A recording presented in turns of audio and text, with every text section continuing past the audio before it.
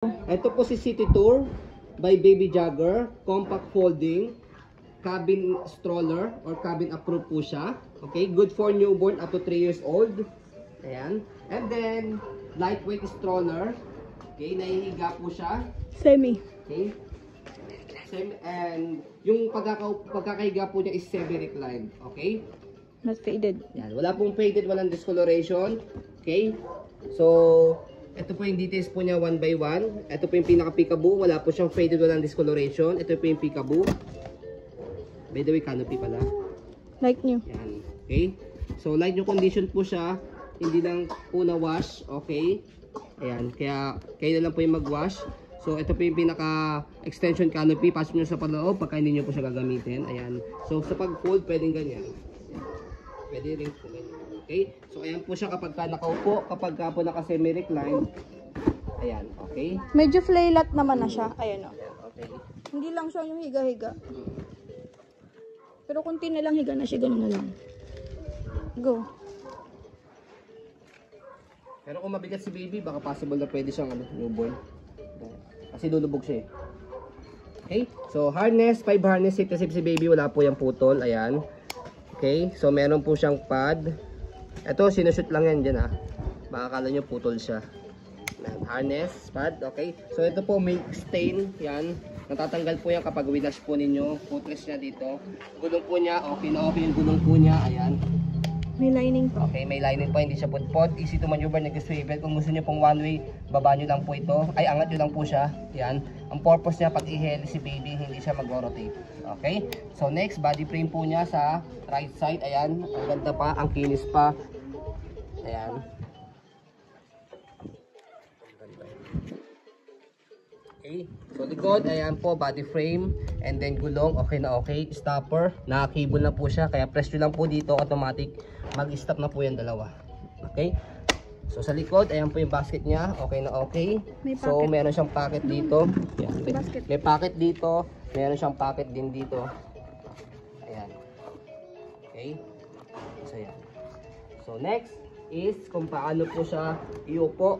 Press nyo lang po ito and then hatak pataas. Ayan. So, kung gusto nyo po semi-recline, pwede rin kalahati. Ayan. Okay? Malinis doon. So, body frame naman po sa kabilang side. Ayan, okay na okay din po siya.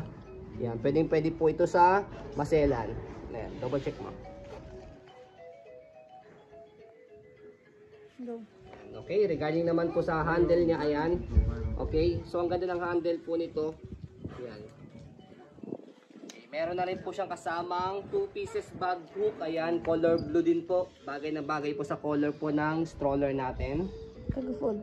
Ayan. So kapag finold po siya, okay? So press nyo lang po ito. Okay? And then fold paharap.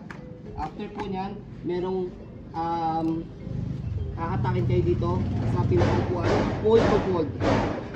Pag fold po ninyo, ganun lang po kadali. As you can see, compact. And then pasok na pasok po ito sa cabin. Ayan. Pasensya na kayo ngayon na kapitahan. Okay? So, ayan, natatayo po ito.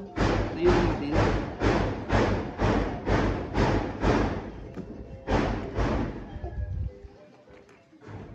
Kailangan naka-stopper. Pag i-open. Ayan.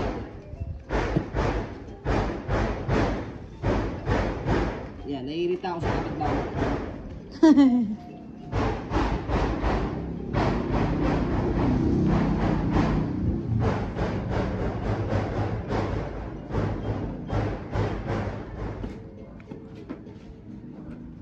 Ay, naku. O, ayaw niya tumayo.